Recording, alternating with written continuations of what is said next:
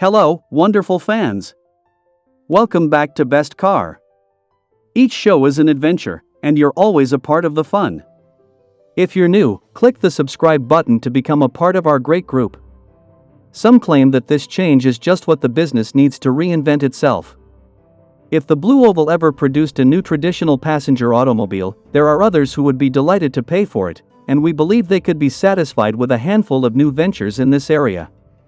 The second is a mid-size four-door, and the first is a sturdy sedan.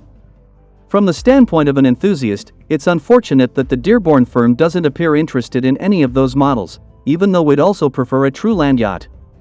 All we can do, then, is advocate for a more conventional passenger automobile, and the best way to accomplish that is to highlight the odd rendering that conjures up this kind of model, such as this fictitious rebirth of a long-lost car. None other than the Ford Fairlane, a name that debuted with the initial generation of vehicles in the middle of the 1950s. It was a body-on-frame affair, similar in many ways to the many body designs of that era's Mercury Monterey, Parklane, Country Squire, and Courier. Depending on the arrangement, the car could have either V8 or inline-six power. Its length was more than 5 meters, 198.5 inches. 6 more generations of Ford Fairlanes followed the original model.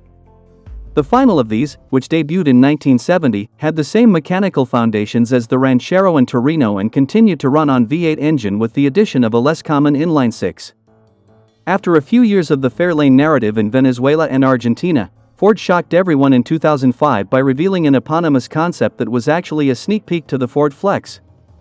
As the model hasn't received much attention online, you may appreciate our enthusiasm when we discovered an unofficial JLord 8 virtual replica. Its design combines elements of several different cars, and although it is obviously a Ford from the front, its profile gives it the appearance of being in the premium class. Although it's not the most beautiful midsize sedan we've ever seen, it's also not the worst, and considering how unpopular these models are right now, we wouldn't be upset if an automaker tried something similar.